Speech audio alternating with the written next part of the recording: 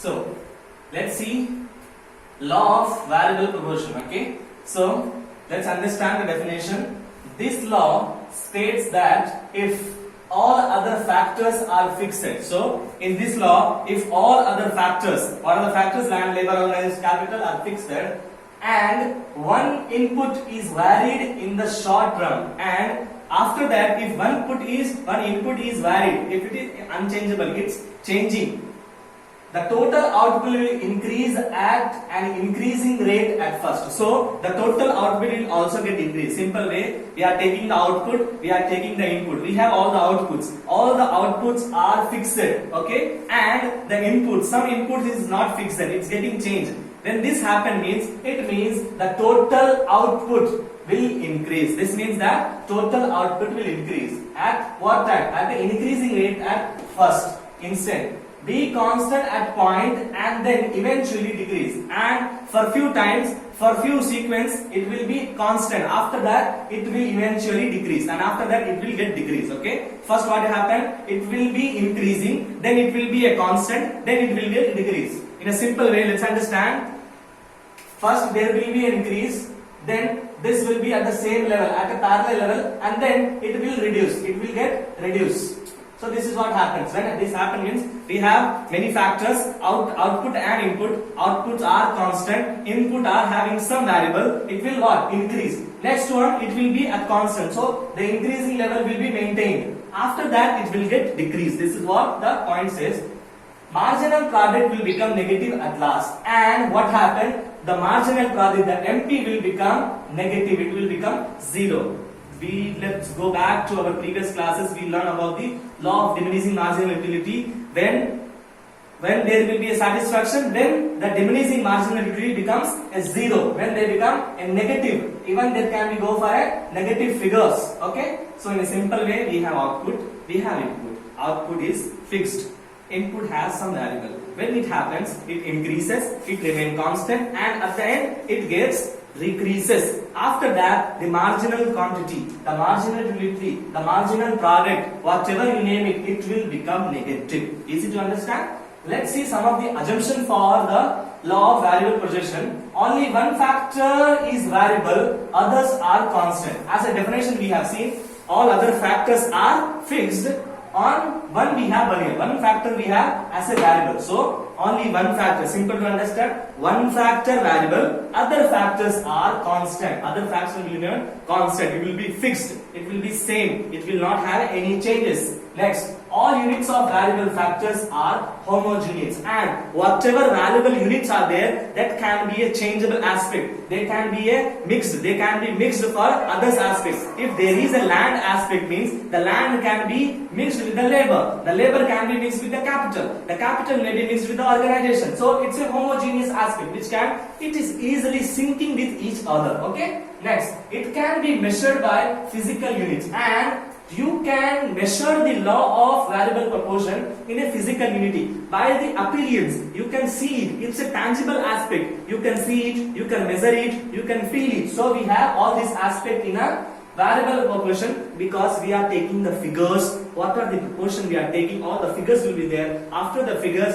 we'll come across the realistic analysis of what kind of production we have done, what analysis we are doing, how the organization is getting developed, and how the organization is increasing the profit way, or how it is moving towards the development. Okay, so it can be measured, it can be evaluated, it can be checked with the physical units. Next one, no change in stage of technology, and in the law of variable proportion there is a no change in technology. Technology should be given the utmost preference because your product should be different from other product. Then only the consumer will come to you and buy the product. The innovation activity, the innovation what you have in the product is playing the vital role. This innovation has a linkage with technology. There is a technology, there is an innovation. So no change in the taste of technology. Technology should not get changed. In the same way, no change in the price, and the price should be same. As I told you in the previous classes, law of diminishing marginal,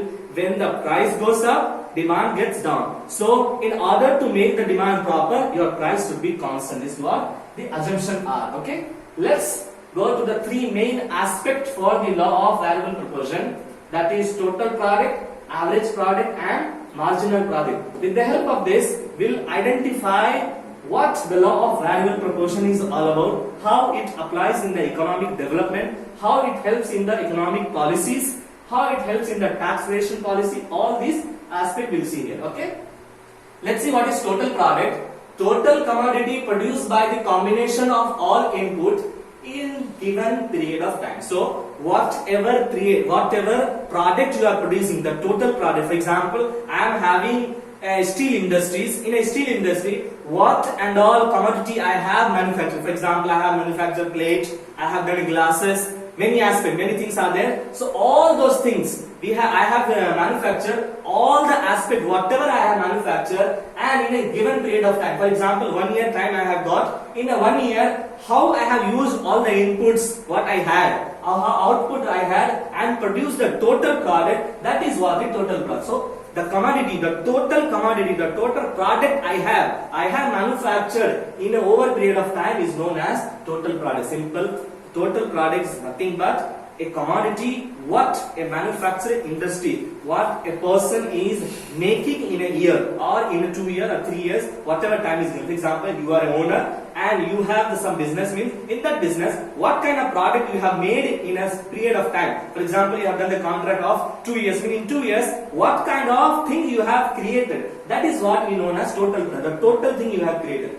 The formula is T is equal to sigma MP. TP is nothing but total products, MP is nothing but marginal product. So you can assume that you can calculate it with the help of T is equal to sigma MP. Okay, marginal product. Okay. Next we have average product. Okay, here it is the result of the total product divided by the total units of the inputs implied. So average product is nothing but you take the total product and you take the total units. When you divide it, you will get the average product. So we have, for example, I have got 100 out of 100. So that is what my total score. And I have to take the average of entire class. So I will calculate the all the marks of entire class and divided by the number of students. If I do, means the average for a class I will get. For example, I am taking economics, means for economics I have 37 students. So 37 students, how much they have got? So I have total product is what? Whatever marks all the 37 has got. For example, all has got like around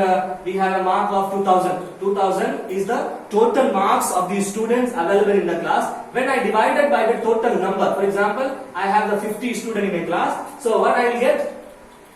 That part, that is what we known as the average. So we take what are the total product and what is the total number when you divide it. So total product by total unit. In the formula AP means average product is equal to TP. Total product divided by N means total number of units. So AP is equal to TP, which is nothing but total product. N is a total number of units. One more time. We have a 500 bags, for example, you take, okay, and you have how many? Total number of units you are taking. So you have around like 200, 250 units you have. So if you 500 divided by 250, you do means 2. 2 is your average. Simple.